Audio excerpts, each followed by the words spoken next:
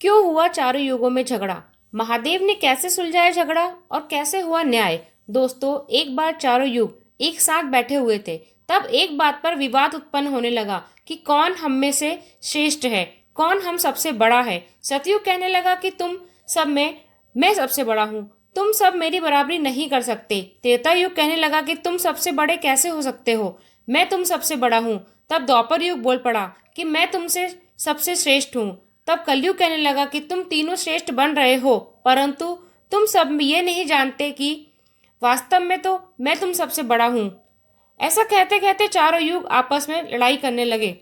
तब चारों ने ये सोचा कि हम आपस में ये फैसला नहीं कर सकते, हमें भोलेनाथ की शरण में जाना चाहिए।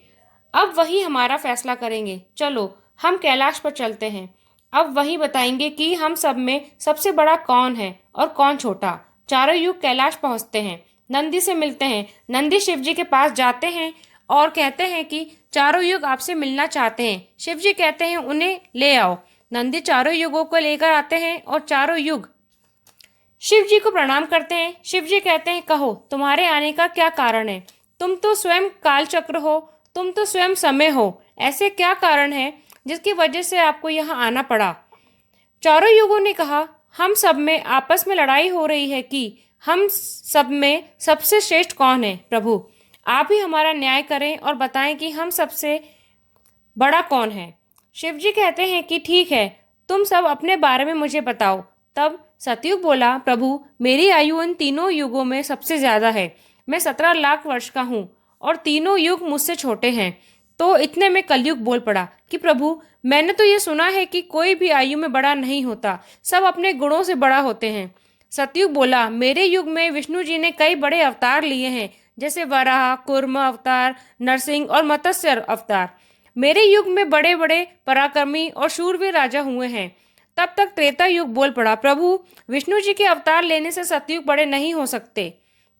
मेरे युग में भी मर्यादा पुरुषोत्तम राम ने अवतार लिया है, उन्होंने संसार को मर्यादा का पाठ पढ़ाया है। और मेरे में भी बड़े बड़े योद्धा हुए हैं, रावण, कुंभकर्ण मेरे ही शासन काल में हुए हैं। इस हिसाब से बड़ा तो मैं हूँ। जब द्वापर युग ने यह सुना तो द्वापर युग बोला, प्रभु ये दोनों बड़े बन रहे हैं, लेकिन ये कैसे बड़े हो सकते हैं? आप तो जानते ही हैं कि मेरे शासनकाल में श्री कृष्ण का अवतार हुआ है, जो 64 कलाओं से युक्त थे।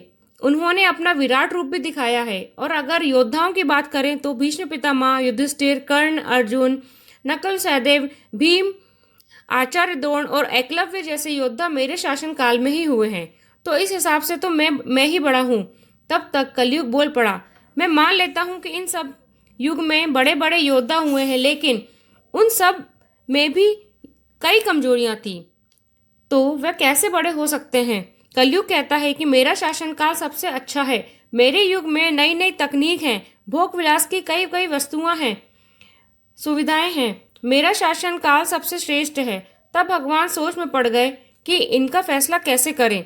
तो भगवान शिव जी ने चारों युगों से कहा, मैं तुम्हारी परीक्षा लेता हूँ, जो इस परीक्षा में उत्तीर्ण होगा वही श्रेष्ठ होगा। सभी युग सहमत हो गए। पहले सतयुग से कहा, यह एक बड़ी कढ़ाई है और एक तरफ चावल का ढेर है, इसे पकाकर मेरे सभी गणों को भोजन करवाओ। सतयुग ने अपने युग के बड़े योद्धा को बुलाया और उसने एक बड़ी भट्टी जलाई और उस पर बड़ी कढ़ाई को एक हाथ से उठाकर भट्टी पर रखकर उसमें चावल और पानी डालकर भोजन पकाया और फिर शिवजी के गणों को भोजन करवाया।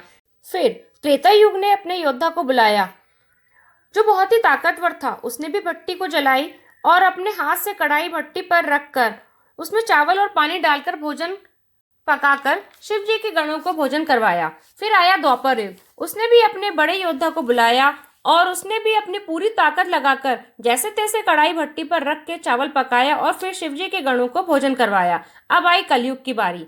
शिव जी ने कहा, तुम तो बहुत छोटे हो, कैसे इतनी बड़ी कढ़ाई को उठाओगे और फिर भोजन पकाओगे? फिर कलयुग ने कहा, प्रभु मुझे अवसर तो दीजिए।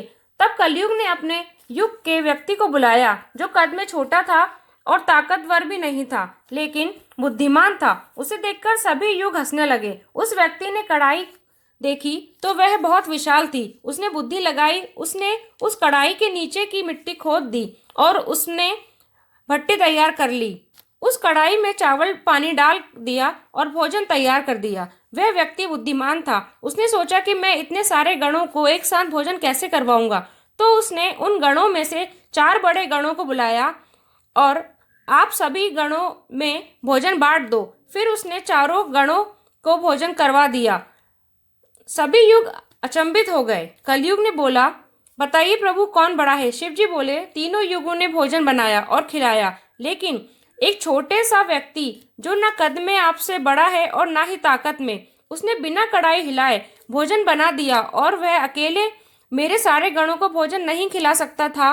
तो उसने 4 बड़े गणों से अन्य गणों को भोजन करवा दिया और बाद में उसने मेरे चारों गणों को भोजन करवाया। इस तरह ये तो बड़ा ही बुद्धिमान व्यक्ति हुआ। शिव जी कहते हैं, कलयुग बड़ा ही बुद्धिमान व्यक्तियों का युग होगा। इस युग में बड़े बड़े आविष्कार होंगे। तीनों युगों के व्यक्तियों में बुद्धि का अभाव था, तभी तो सभी बड़े से बड़े योद्धा भगवान को नहीं पहचाने और भगवान से ही युद्ध करने लगे और मारे गए। भगवान शिव ने कहा, तुम चारों युगों में से सबसे बड़ा कलयुग है।